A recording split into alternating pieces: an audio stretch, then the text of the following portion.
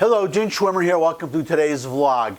Just one short item to get out of the way and then on to the main subject. The short item is about what I was talking about yesterday, about how the media, most of the media, the overwhelmingly democratic media, sucks up to China. Whenever there is a dispute or a contradiction between China, the Chinese Communist Party, and President Trump, the media takes the side of China or tout China. I saw this item today. I just want to share it briefly because it illustrates what I was talking about. Yesterday I was talking about ABC. Today I'm talking about ABC again, but also CNN. Here's the headline, quote, incredible, unquote, ABC report, CNN's Cooper marvel at China's mass surveillance state. Now this first quote, there's a typo in there. I'm just going to read it exactly as written. I'm sure you'll figure it out.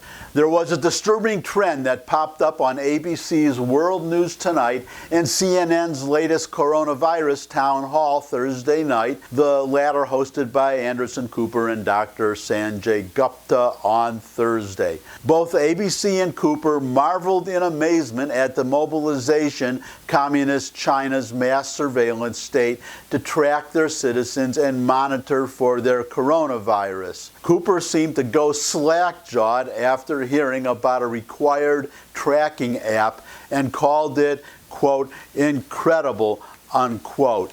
This is an app that Chinese and tourists also, if you're visiting China, there is an app that you are required to put on your cell phone, ostensibly so that China can, well, that may be even the main purpose, to keep track. If somebody shows up with coronavirus, you know what their contacts are. If they have a fever, you can see where they're going.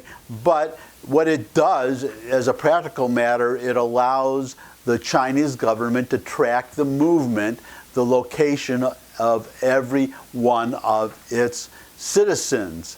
I don't think, well, they say so in the article that could never happen here, and thank God. Do we really want a surveillance state? Do we really want all of our movements tracked? I mean, why stop with an app? Why not make us all wear ankle bracelets? Why don't they do that in China? Probably because of the expense and time it would take to make all the ankle bracelets, or maybe they would even consider it, but much easier to have an app. I would think that any American would not want such a system here, or this app that I was talking about, but apparently to Anderson Cooper on CNN, it's an amazing, wonderful thing.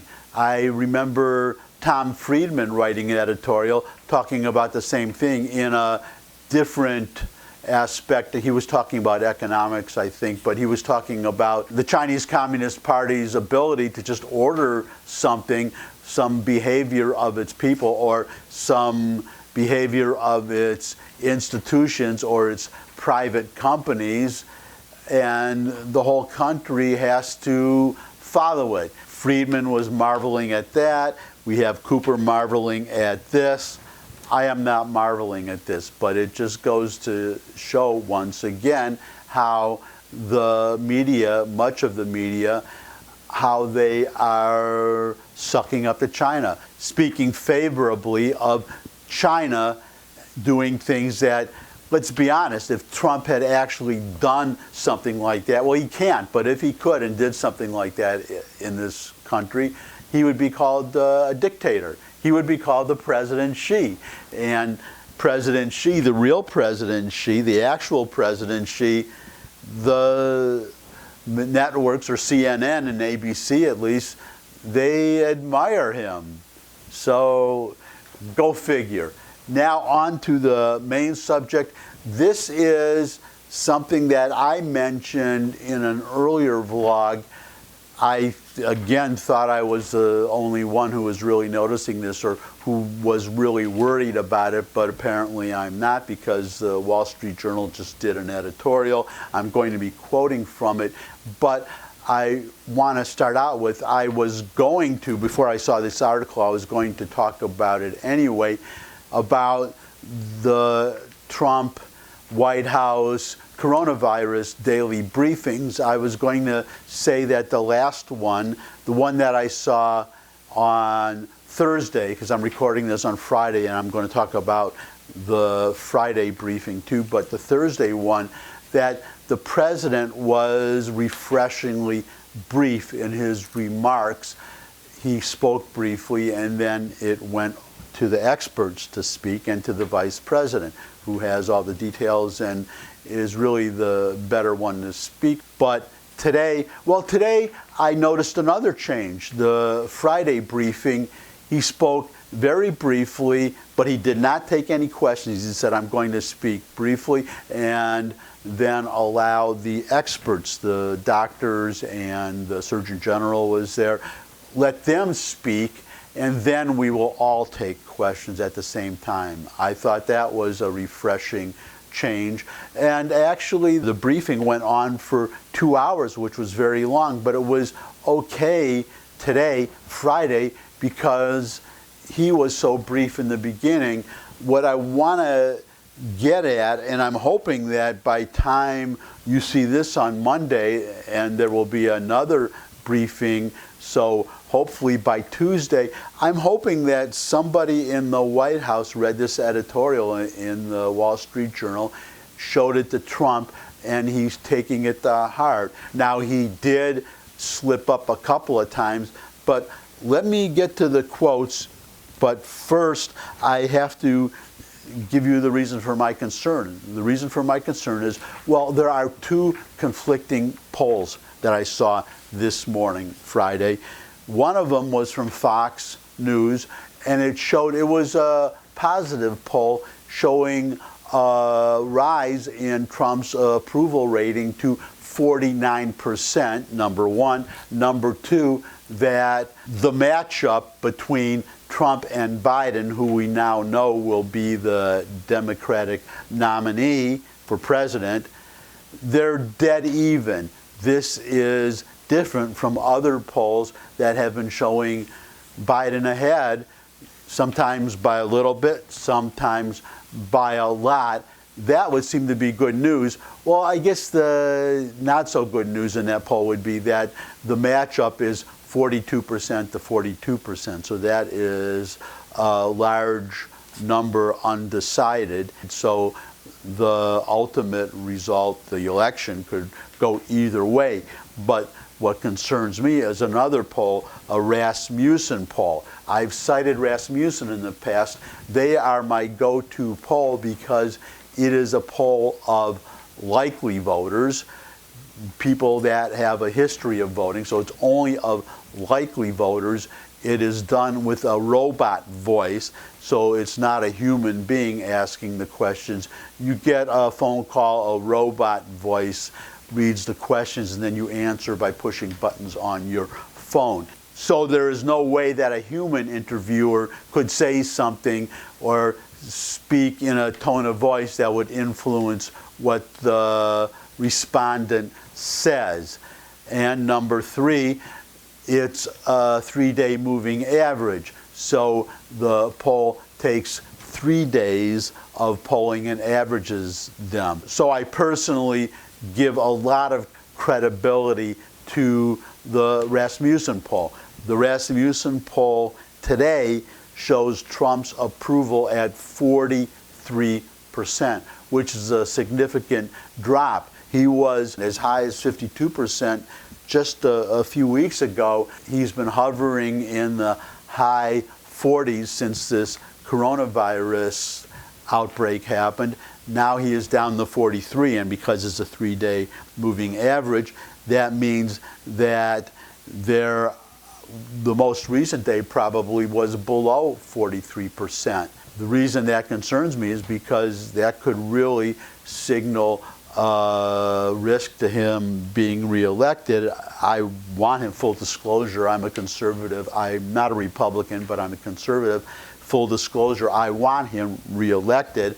I have, therefore, reason to be concerned when I see a number like that, and I was wondering if it could be because of these daily briefings, because I have, well, let me go to the Wall Street Journal editorial now, from the editorial board of the Wall Street Journal, and I'll quote from that editorial because it says what I was going to say. So let me just let the Wall Street Journal say it, and then I'll give you my comments. So here's the headline: Trump's wasted briefing. A friend of ours who voted for President Trump sent us a note recently saying that she had stopped watching the daily White House briefings of the coronavirus task force. Why? Because they have become less about defeating the virus and more about the many feuds of Donald J. Trump. They last for 90 minutes or more, and Mr. Trump dominates the stage. His first-rate health experts have become supporting actors, and sometimes barely that, ushered on stage to answer a technical question or two. Vice President Mike Pence, who leads the task force, doesn't get on stage until the last 15 minutes or so. That becomes the most informative part of the session, since Mr. Pence understandably knows details the president doesn't. Mr. Trump opens each briefing by running through a blizzard of facts and numbers showing what the government is doing. This many tests, that many masks, so many ventilators, going from here to there, and what a great job he's doing. Then Mr. Trump opens the door for questions, and the session deteriorates into a dispiriting brawl between the president and his antagonists in the White House press corps. The public, and this is the important part, the public doesn't care who among the governors likes Mr. Trump or whether the Obama administration filled the national pandemic stockpile. There will be time for recriminations. What the public wants to know now is what Mr. Trump and his government is doing to prevent the deaths of their loved ones or help the family breadwinner stay employed. If Mr. Trump wants to make his briefings more helpful to the country, here's our advice. Make them no more than 45 minutes except on rare occasions. Let Mr. Pence lead them each day, focusing on one issue or problem. Mr. Pence can take the questions, and Mr. Trump can show up twice a week to reinforce the message. Maybe then our friend who was a Trump voter might start watching again. And I have to say to that, amen. I would add to that suggestion, a suggestion that today, Trump got intelligent questions, and he answered for the most part succinctly and definitively and stuck to the point. But there did come some points during the questions and answers that he started riffing again, started veering off into talking about how well he's got along with various governors, being defensive as usual to questions by Jim Acosta, which leads to my suggestion, which is that he should announce that he's going to hold a separate press conference. He can even call it, just be tongue-in-cheek and call it an attack President Trump press conference, but if he gets a question like the one he gets from Jim Acosta, an accusation or a challenge, something that is not germane to helping people, keeping them informed about the fight against the coronavirus epidemic, say, thank you very much for the question. I'm not going to answer it now, but I will answer it in this separate conference that is taking place on, and then name a date and time.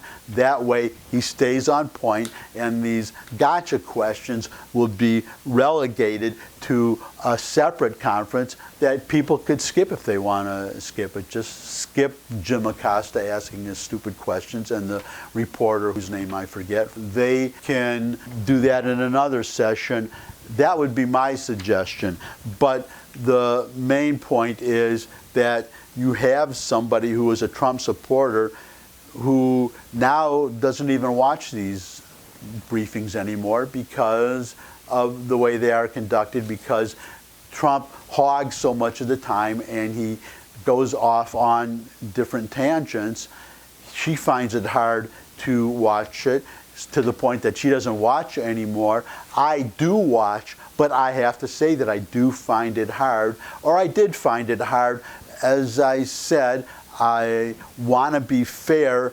The last couple went better. This one did go a lot better because he spoke very briefly in the beginning. Then he turned it right over to the experts to have each of them give a short talk, and then he took questions so people could get the information in the beginning, and then if they wanted to, they could tune out the question and answer period at the end. My only criticism is that, again, when Trump, some of his answers are very good. That is the tragedy to me, that he has a very good grasp of the facts, and when he sticks to a relevant topic, he is very good. But when he veers off, and even when he is on topic sometimes, his answers are much longer than they have to be. And he also has a tendency to repeat himself. I have lost count of how many times he has said 182 countries are dealing with the coronavirus pandemic.